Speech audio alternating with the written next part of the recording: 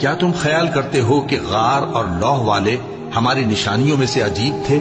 جب وہ نوجوان غار میں جا رہے تو کہنے لگے کہ اے ہمارے پروردگار، ہم پر اپنے ہاں سے رحمت نازل فرما اور ہمارے کام میں درستی کے سامان مہیا کر۔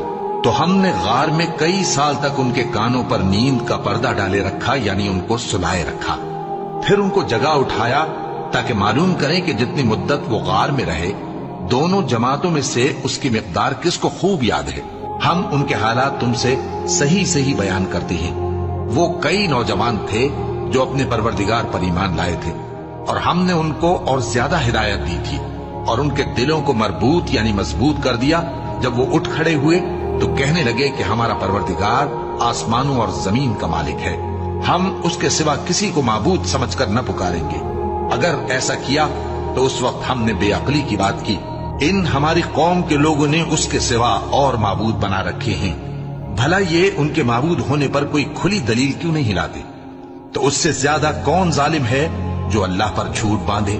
اور جب تم نے ان مشرکوں سے اور جن کی یہ اللہ کے سوا عبادت کرتے ہیں ان سے کنارہ کر لیا ہے تو غار میں چل رہو، تمہارا پروردگار تمہارے لیے اپنی رحمت وسیع کر دے گا اور تمہارے کاموں میں آسانی کے سامان مہیا کرے گا۔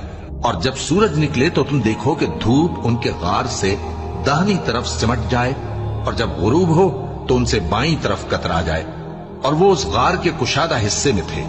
یہ اللہ کی نشانیوں میں سے ہیں، جس کو اللہ ہدایت دے وہ ہدایت یاب ہے، اور جس کو گمراہ رہنے دے تو تم اس کے لیے کوئی دوست راہ بتانے والا نہ پاؤ گے۔ اور تم ان کے متعلق خیال کرو کہ وہ جاگ رہے ہیں حالانکہ وہ سوتے ہیں، اور ہم ان کو دائیں اور بائیں کروٹ بدلاتے تھے، اور ان کا کتا چوکھٹ پر دونوں ہاتھ پھیلائے ہوئے تھا۔ اگر تم ان کو جھانک کر دیکھتے تو پیٹ پھیر کر بھاگ جاتے اور ان سے دہشت میں آ جاتے۔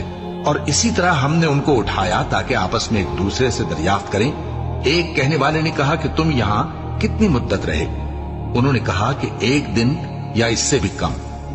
انہوں نے کہا کہ جتنی مدت تم رہے ہو تمہارا پروردگار ہی اس کو خوب جانتا ہے، تو اپنے میں سے کسی کو یہ روپیہ دے کر شہر بھیجو، وہ دیکھے کہ نفیس کھانا کون سا ہے تو اس میں سے کھانا لے آئے، اور احتیاط سے آئے جائے اور تمہارا حال کسی کو نہ بتائے۔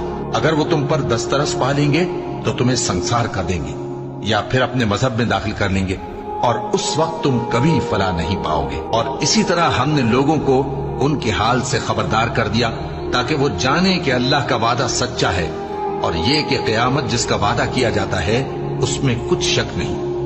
اس وقت لوگ ان کے بارے میں باہم جھگڑنے لگے اور کہنے لگے کہ ان کے غار پر عمارت بنا دو، ان کا پروردگار ان کے حال سے خوب واقف ہے۔ جو لوگ ان کے معاملے میں غلبہ رکھتے تھے وہ کہنے لگے کہ ہم ان کے غار پر مسجد بنائیں گے۔ بعض لوگ اٹکل پچو کہیں گے کہ وہ 3 تھے اور چوتھا ان کا کتا تھا، اور بعض کہیں گے کہ وہ 5 تھے اور چھٹا ان کا کتا تھا، اور بعض کہیں گے کہ وہ 7 تھے اور 8واں ان کا کتا تھا۔